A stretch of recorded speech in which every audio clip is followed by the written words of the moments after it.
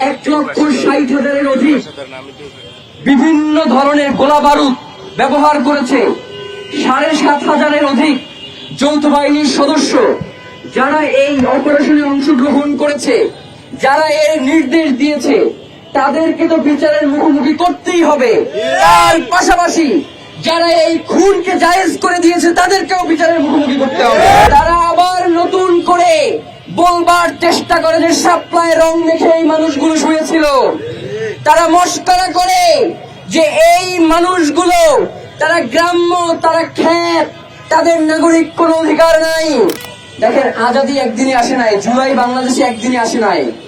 শাপলা, পিলখানা, মোদী বিরোধী আন্দোলন, নিরাপদ সড়ক আন্দোলন থেকে শুরু করে প্রত্যেকটা গণতান্ত্রিক আন্দোলনের মধ্য দিয়ে কিন্তু এই বাংলার জমিনে জুলাই এসেছিল।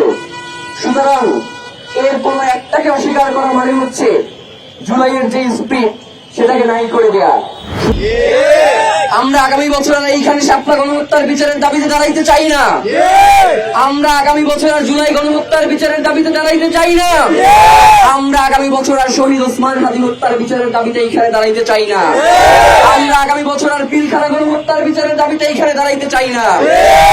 বাংলাদেশে যতগুলো গণহত্যা সংঘটিত হয়েছে, এখন যে একটি নির্বাচিত সরকার রয়েছে, তার এখন আইনি কাঠামো রয়েছে। সুতরাং অতি দ্রুত এই শাপলা গণহত্যার বিচার বাস্তবায়নের মধ্য দিয়ে অন্তত এই গ্রাম্য ক্ষেত মানুষগুলোর জন্য একটি ইনসাফের ব্যবস্থা করেন।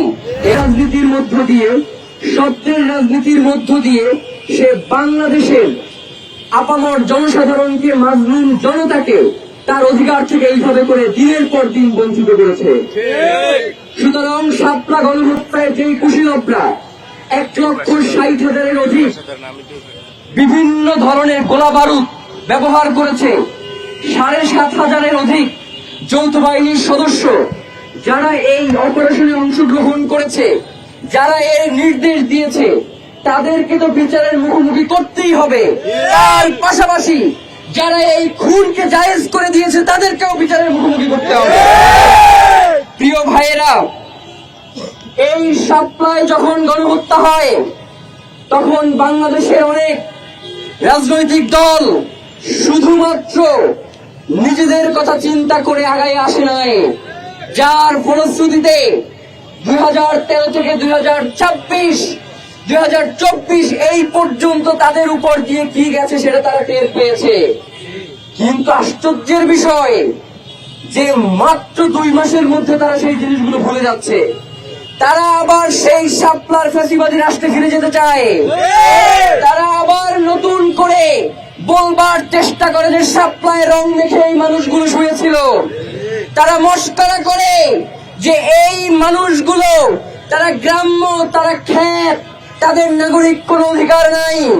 আজকে ইনকিলাব মঞ্চের পক্ষ থেকে আপনাদেরকে স্পষ্ট করে জানিয়ে দিতে চাই, শাপলা গণহত্যার জন্য অবশ্যই একটি স্বাধীন তদন্ত কমিশন গঠন করতে হবে।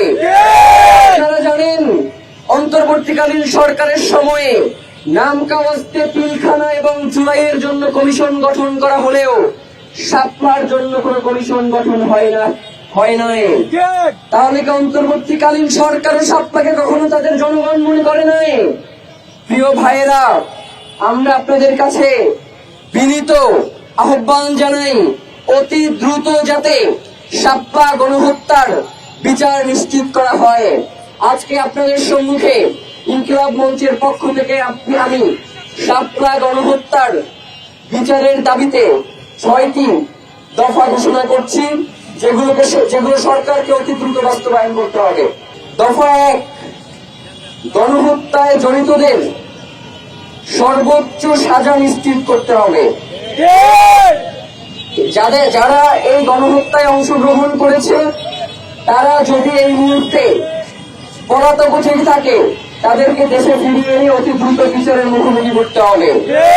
দফা 2, আপনারা জানেন যে আমরা গত 15 দিন ধরে ইনকিলাব মঞ্চ থেকে একটা ডকুমেন্টারি করেছি। শাপলার বিভিন্ন আহত, নিখোঁজ এবং শহীদ পরিবারগুলোর কাছ থেকে আমরা তাদের সাক্ষাৎকার নিয়েছি। তারা জানিয়েছে শাপলায় যারা শহীদ হয়েছে তাদের ব্যাপারে রাষ্ট্র অন্তর্বর্তীকালীন সরকারের সময়ে সামান্য কিছু আর্থিক সহযোগিতা করলেও তাদের পুনর্বাসনের ব্যাপারে রাষ্ট্র কোনো ধরনের পদক্ষেপ গ্রহণ করে নাই।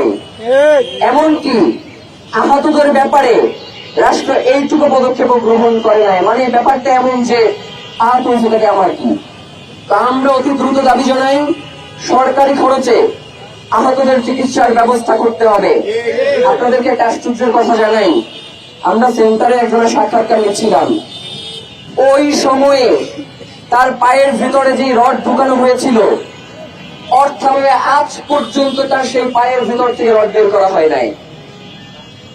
এই রাষ্ট্রের জন্য দীর্ঘ 17 বছর ফ্যাসিবাদী কাঠামো থেকে উত্তরণের পরে আজও যদি আমরা তাদের পাশে দাঁড়াতে না পারি, সেটা আমাদের জন্য অত্যন্ত লজ্জা। আমাদের দফা 3, শহীদ ও আহত পরিবারকে পুনর্বাসন করতে হবে। আপনারা জানেন এই শাপলার মধ্যে অনেকেই ছিল। একজনের সাক্ষাৎকার আমরা নিয়েছি, তখন সে ক্লাস 6-এ পড়তো, এতিমখানায় থাকতো, তার একটা পা কেটে ফেলতে হয়েছে। এই মানুষটার পুনর্বাসন যদি রাষ্ট্র না করে, এই মানুষটা কোথায় যাবে আপনারা বলেন? সুতরাং শহীদ ও আহত পরিবারকে অতি দ্রুত পুনর্বাসনের ব্যবস্থা করতে হবে।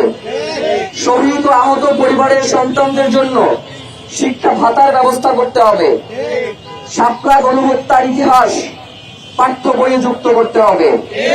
দেখেন, ইতিহাস থেকে এই যে বর্বরতম হত্যাকাণ্ডগুলোকে নাই করে দেওয়া হয়, ভাবকারে এমন যেন কিছুই হয় নাই। দেখেন, আজাদি একদিনে আসে নাই, জুলাই বাংলাদেশে একদিনে আসে নাই।